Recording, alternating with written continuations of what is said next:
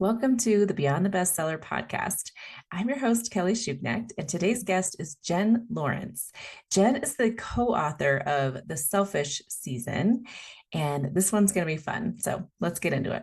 Hi, Jen. Thank you so Hi, much for joining me on the Beyond the Kelly. Bestseller podcast. I love you have your book in the background there. So I'd love to have you introduce yourself and tell me a little bit about your book and what you're doing. Yeah, absolutely. So my name is Jen Lawrence. It's Jennifer Lawrence fully, but of course it's very hard to, even Google myself with that name. So my writing name is Jen Lawrence, and I've co-written this book with my friend Babe Smith. And she's a marketing salesperson. My background, this is I guess it's my third book. I've been, a writer for years and years. But this is our book to launch our new business, Selfish Company Inc. And this book is the selfish season. So we're both midlife women. We're both divorced. We met, trying to figure out kind of like car insurance prices for our sons. Oh, Um, and yeah. we, started swapping stories and found that we had a lot of things that kind of resonated. And we both felt a little isolated as midlife, divorced women. We were living in a wealthy suburb where a lot of folks are still married. But we didn't want to have that kind of midlife moaning kind of a narrative. Like we're both, kind of high vibe, wanting to do stuff. We certainly don't feel like life is over. So we put together a seven-step process that we've used and to help other midlife women get kind of out of that slump. And figure out what they want to do in the next season. The empty nest season's often a great time to, pivot. Sometimes careers have stalled and people are wanting to do other things. And so we really wrote this book because it didn't exist. And, they always say, write the book that you want to read. And we really wanted to read this. So we ended up writing it together and it just launched. So we thought it would be a great book to kind of kick off people's new years. And that's why we did this. So my background, I teach the art and science of success at the University of Toronto. I'm an MBA. I have kind of a traditional business background. So I wanted to use some of those like common success theories, I'm going to call them, but in more of the personal realm. It's a funny book. We both use a lot of anecdotes from our personal lives. As Babe jokes, was a homeless weed dealer. I was coming out of a second marriage where I was broken up with from an airport via a 15-minute scheduled phone call. So we've both been down bad. And we both kind of use similar methods. I think some kind of business methods that we had learned in our corporate lives to pull ourselves up out of the trenches. And now we're having a ball and wanted to share some of that wisdom and more importantly, build community with some other kind of high vibe, fun loving midlife women. Love it. Well, the midlife, I'm definitely there, right? So very interesting topic of your book. I have a lot of questions for you already, just rolling around in my mind. So one of the things I was thinking about as you were talking is what was your process like for writing the book with a co-author? It sounds like you guys have a great connection, great, I'm sure you work together well, but how did you like kind of approach that process of writing the book together? Did you have like Yeah. a back and forth? Like, tell me about that. Yeah, no, and a lot of it, so it started out where we would just, gab on the phone like pretty much every day, and we'd be swapping these stories, right? And we both think each other's like pretty funny. So we're like, oh, we should do like a book, we should do a screenplay, we should have a podcast. Like we're just kind of bouncing around ideas to kind of share some of these funny anecdotes with the world. And then we decided maybe a book. And I had over COVID, I'd worked as a divorce coach. And so I'd pretty quickly pulled together kind of a, multi-step process for getting through a divorce. And I thought that, having scaffolding your work around kind of a multi-stage process tends to work well. So we use the word selfish. And we wanted to cover off a bunch of things, storytelling, the narratives that we, shape for ourselves. And in midlife, so much of it's like really negative. Like we have mustaches and we sweat all the time and no one wants to date us and our careers are over. And I'm like, oh, I don't like this narrative very much at all because there's all these rock star midlife women that I know that like that just doesn't resonate with any of us. So we knew we wanted to tell something about reshaping that narrative and storytelling. The E is about elevation. We're both into kind of manifestation, law of attraction. But in the art and science of success course that I teach, I do a lot of kind of neuroscience stuff. I've done a lot of, not I'm not a neuroscientist, but I've done a lot of reading in the area. And a lot of these manifestation techniques are actually brain science based. So it's almost like biohacking your brain. So we wanted to get into that. Your life purpose. A lot of people feel a little rudderless in midlife. So it's using some traditional, your ikigai, looking at what you're good at, doing a skills inventory. What's your life purpose? Filtering. This is a big one. Auditing. Not just sorting through your closet, which we also do touch on, but like your time, your energy, your friendships. Are they toxic? Are they bringing you good energy? Are they people building you up or are they holding you down? So filtering is kind of what you're allowing into your life and your energy space. Investment, we like women to think of themselves as investments and stop treating yourself. And this doesn't mean like never buy a Starbucks or whatever, but it does mean investing in yourself as a human being and what that looks like as opposed to like treating yourself. So it's a little bit about money stuff. I'm a trauma of money licensed facilitator. So a lot of us have messed up money messages that can really start stinging us in midlife. Style, the S and, the second S in selfish is for style. So it's like getting out of that kind of frumpy, slumpy, like, if you want. And then habits is the final one, because if you don't lock in new patterns with habits, people tend to backslide. So we use that as our scaffolding, but it is like a funny read. We both talk about, the mistakes we've made. I've been out there like dating. So I talk about some of these like janky men that I've encountered. And so, we've really can't tried imagine dating in my 40s. Nope. I know, and I'm in my 50s, so it's a real like a mind, kind of thing. And Yeah. yeah, I mean, I'm not actively out there, but it is interesting observing the world because a lot of men in their 50s are dating women in their 20s. And so it's that storytelling piece again.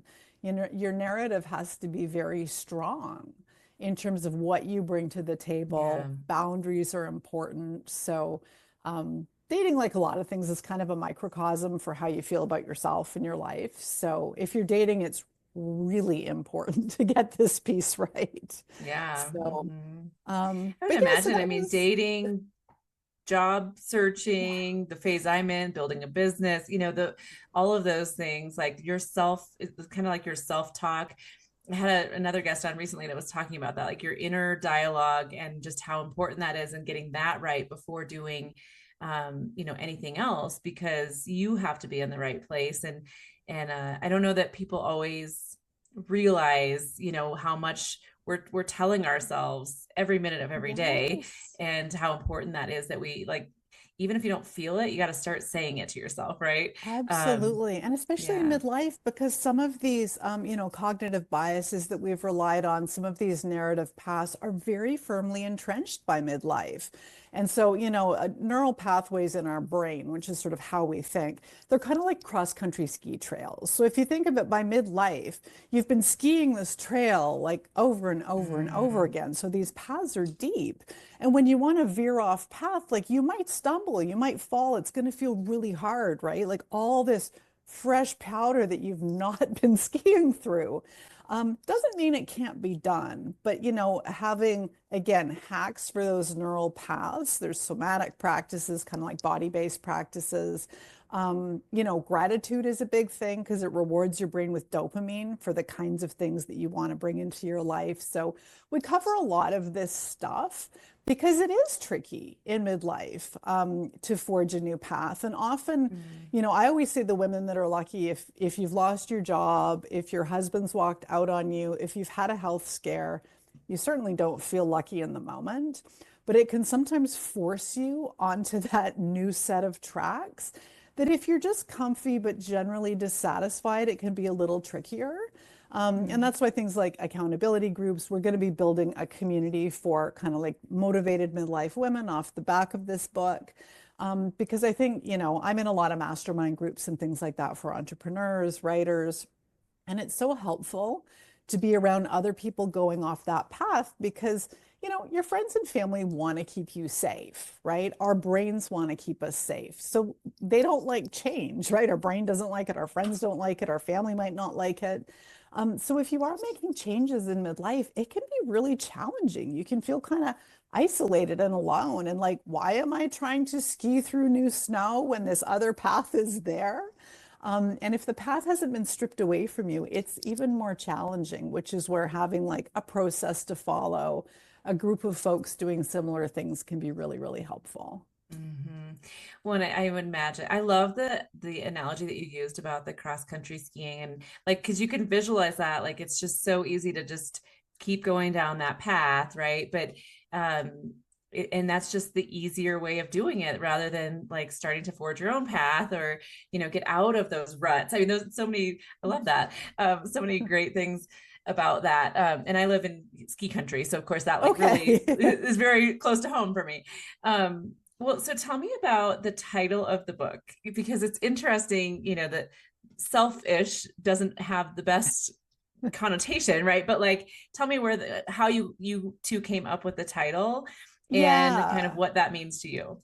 Yeah, no, we really wanted to kind of, take that word back and empower women to use it because both of us, I've been a single mom for a really long time. And so whenever I did anything, there's always this narrative of like, are people going to view that as selfish? I think all moms tend to feel that selfishness, kind of guilt trope. Women in Mhm. general, the patriarchy likes us to be, giving and volunteering and not monetizing things. And so, women are called selfish a lot. And we police each other as women. We'll often call each other Mhm. selfish. Babe writes about an episode in the book where, she talked about taking a self-care day, and sort of a friend was like, "Oh, it must be nice to be so selfish," And it's Mhm. like, and even we police ourselves. Our own brains are like, "Oh, you shouldn't be having a nap. You could be cleaning the house or doing something for someone else." So taking back that word, and the reason why, on the book, ish appears in brackets is because if you're uncomfortable with being selfish, maybe you can be a little more self-ish, Um, and it really is giving yourself permission to pursue yourself. A lot of women we know, get to midlife and they're like, when is it going to be my turn, right? They've maybe followed husbands around for their careers, maybe moved around the country with them. They've done all these things, chauffeuring their kids to all these things. They've done stuff for their bosses. And they're like, when is someone going to give me permission to pursue my dreams? And the reality is, you're going to get permission when you give yourself permission. I love that.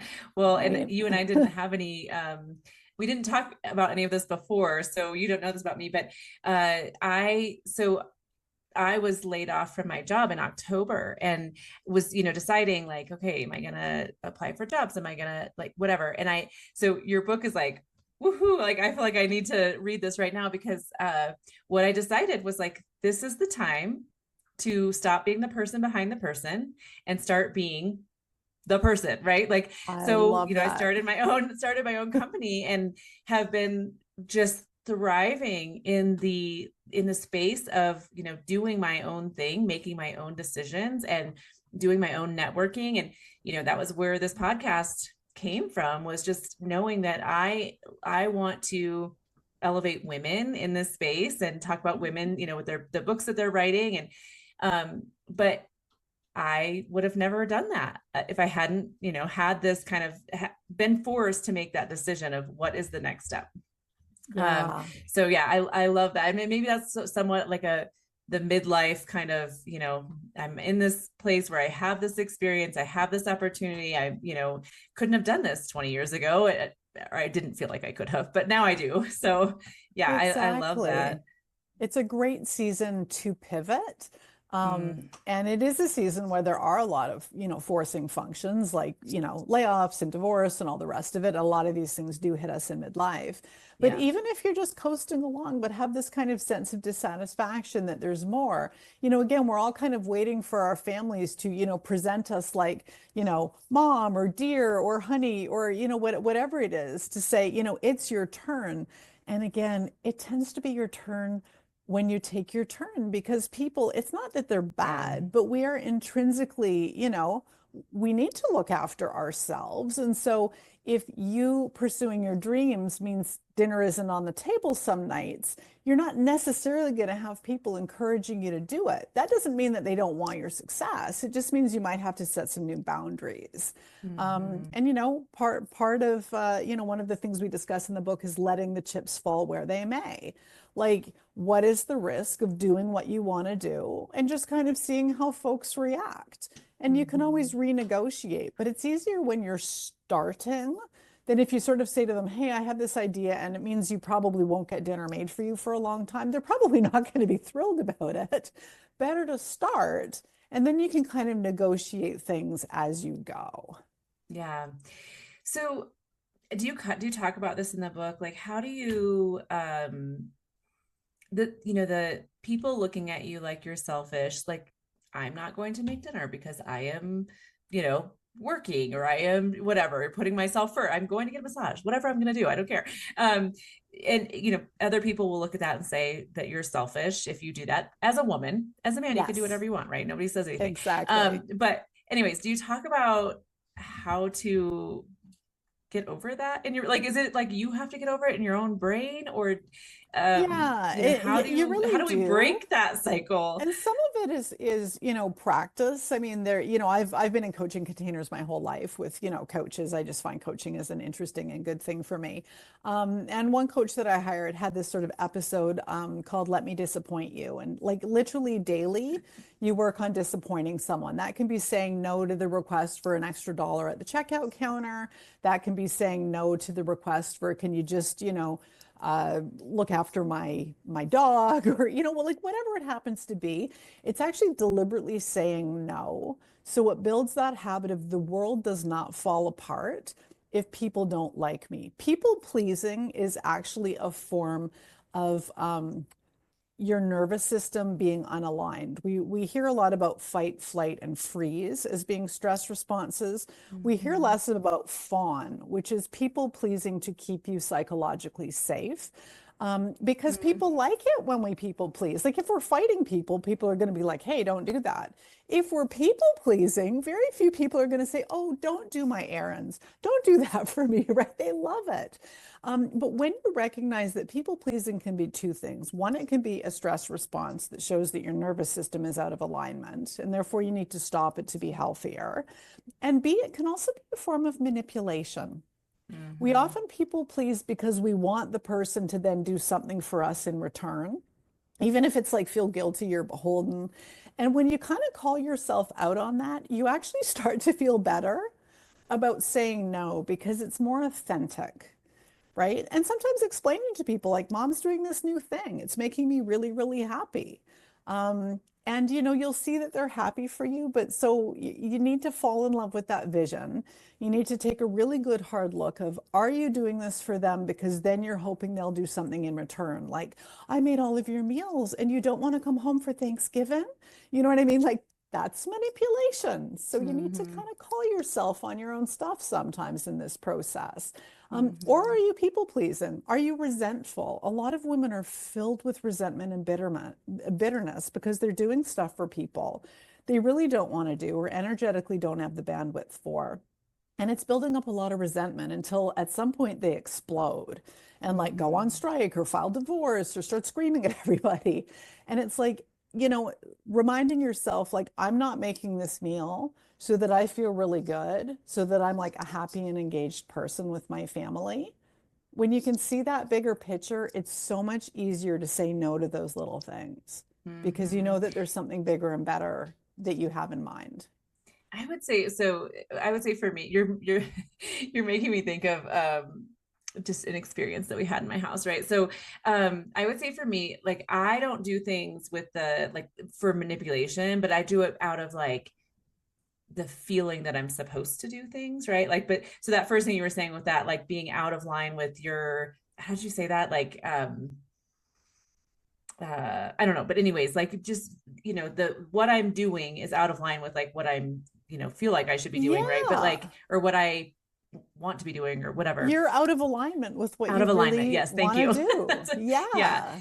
But yeah, I had a moment, and everyone in my house knows this, a couple years ago, where every night I was cooking dinner, every night cooking dinner, and you know, this person likes that, this person doesn't like that, this, whatever. And I was always trying to juggle, trying to make the food for everyone that everyone could eat, but not, the reality was nobody, I couldn't please everybody. And Right. I never could. Right. So, it was like one night somebody would complain, and I'd say, well, I'm sorry, but you know, dad likes this meal, or I'm sorry, but this kid likes this, whatever. And, I'm Yes. always apologizing every night. And finally, I just went, I'm done. I was like, I Yes. am done. Cook your own meals. And I went probably a full year of not cooking. And I was Yeah. like, you guys can come home and make your own food. I don't care anymore. Like, I'm not doing this. I'm not going to sit here and listen to somebody complain every single day. Now we've Right. found some balance where there's a little bit of help. Some nights I cook, some nights other people find their own Yes. thing, whatever. But that was my like moment of Yeah. just like, I'm done. I can't do this anymore. Right. And this Which is I suppose like, is better than like leaving the whole family and oh, being for like, I'm out of here. sure. But But a lot of the women get to that point. I mean, there's a lot of these kind of, Mhm. movies that float around on the Hallmark Channel at Christmas about like on strike for Christmas or I'm going on strike, or right? Because it does recognize that this buildup of the emotional labor of kind of running Yes. families is a lot. And it's okay to just say, I'm not feeling this. Like it is not my life's goal to run a restaurant where everyone gets to place an order and then I cook multiple meals in the Yes. evening. Yes. Right? Oh my That's not my gosh. life's goal. My life goal is, we want everyone to be fed in some basic nutritional fashion. And there are many ways we can accomplish that. We can have a chore roster where people take a turn. We can eat like Uber Eats every night and just absorb the cost. It doesn't always have to fall on you. And that's when you kind of look at it saying, I'm feeling a little burned out about this. Here's the goal as a family. We want everyone to be fed with something that we, can tolerate and keeps us alive and, somewhat healthy. How can we do that? And then you can start solving the problem as a collective rather than, again, it's that guilt as a woman, like as the mom, as the wife, as the woman, as the employee, as the daughter, as the sister. I have to carry the weight of the world on my shoulders, even when it's Mhm. compromising my health, my sanity, my enjoyment, my sleep. And this book is basically saying you don't need to do that, right? Yeah. We put ourselves in this box. And Yeah. when you start to kind of look at, and for a lot of reasons, right? Societal expectations, the patriarchy, I mean, there's a lot of reasons behind it, but we can say, enough. I'm going to put myself at the top of my to-do list. And that's okay. That doesn't mean I Mhm. ignore everyone else. It doesn't mean I run off and abandon everyone. Like, we don't want it to get to that point. Yeah. So but it is, because if you said to your family and the people that love you, is it fair that I'm the only one who never gets my needs met? They wouldn't say, no, we think that's amazing, right? Like we want you Yeah. to have nothing. Of course they want you to have something. They honestly believe you love making 800 meals. Right. Right. Because otherwise, why would you be doing it? Because they True do purpose what in they life, right? want, right? Yeah. Like, oh, she must love cleaning. She must love cooking 100 meals. Otherwise, why is she doing it night after night? Yeah. And then when you explode, they're so shocked. Like, what?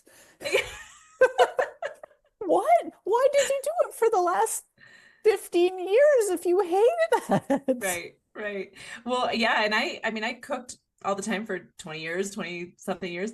And I have finally started saying, I don't like cooking. Like, I don't like doing this. Like, why have I Oh, always done this? Just without even thinking. This was my place in the house, right? I'm supposed to do this.